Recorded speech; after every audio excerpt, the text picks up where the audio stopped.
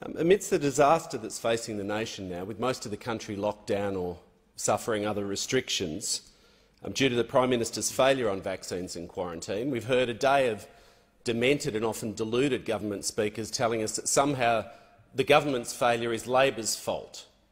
It really is astounding. But amidst the despair and the despondency that is palpable in my community and much of the nation, I want to talk about something else, which is to call out the government's escalating attacks on older Australians.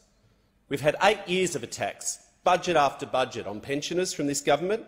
We've had an aged care crisis which remains unaddressed and unresponded to.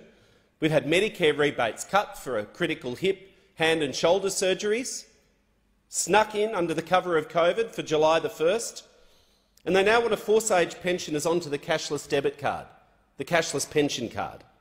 Now, we shouldn't be surprised. The Royal Commission into Aged Care revealed a national disgrace. At some level, every Australian should be ashamed of what was in that report, how we've treated our vulnerable Australians and older citizens. Neglect, it was called, revealed shocking mistreatment, maggots crawling out of wounds, nearly 50% of older Australians in care not receiving enough nourishment and food, drugs given to sedate people because there's not enough staff, staff not paid a living wage, and 28,000 senior Australians who died waiting for a home care package at the right level, too scared to go into care. The government's response was an insult to older Australians. They didn't even touch the recommendation that said you need a nurse on duty for 24 hours a day. Let's not worry about that. Nothing for staff wages, just $3.2 billion given to the nursing home providers with no strings attached. It's the kind of response you give when you actually don't care about it and don't want to make a response. Now, we shouldn't be surprised, because this bloke, the Prime Minister, as Treasurer, cut nearly $2 billion from aged care funding and is now running around pretending he didn't do it. But this latest plan is a new low, the cashless pension card. 80% of a person's pension would be put on this privatised card. The government and a private company would control when, where and how pensioners can spend their own money, what kind of shops they can shop in and what they can buy in those shops. They've even got a secret technology working group committee with the big banks and Australia Post and all the big retailers trying to work out how they can do product-level blocking to control exactly which product people could buy.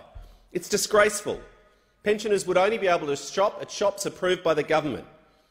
There wouldn't be enough cash to be able to be got out to go down the Dandenong market in my electorate and buy cheap food, which is how people survive, buy second-hand goods off the internet, give a bit of money to the grandkids. No meals at the RSL locally. A private company would see how much people spend, how much they have in their account and what they buy. This is privatisation by the Liberals of the social security system. They've already wasted $70 million of taxpayer money on this. That's $5,200 for every card that's been issued so far, with a lot more to come. This is going to be a cash bonanza for this private company. And the government wants to put it wider. I heard the minister yell out there, "Oh, it's a scare campaign." Government members try and scurry away from this and deny it. Well, the Prime Minister said himself the pension is a welfare payment. The Prime Minister, a headline on Sky News, eyes the national rollout of the cashless debit card. The minister said, I quote, "We are seeking to put all income management onto the universal platform, the cashless debit card." The government introduced legislation into this House last year that would force aged pensioners onto the card, and they want to pretend that they didn't do it. The consequences are horrendous. Shocking reports of people whose rent hasn't been paid, their utilities haven't been paid.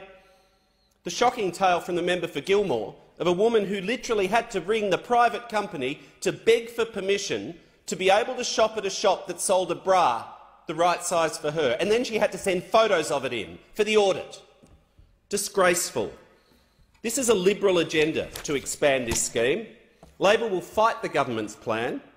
A Labor government will scrap this scheme, will cancel the contract with the private company, and we will repeal the legislation so this cannot happen again. We will fight privatisation.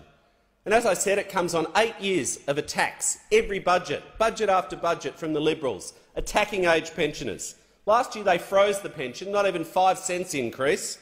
They refused to index the deeming rates. They tried to cut the energy supplement. They did a dodgy deal with the Greens political party to kick 370,000 part pensioners off the pension. $12,000 loss for many part pensioners. We will fight them every step of the way.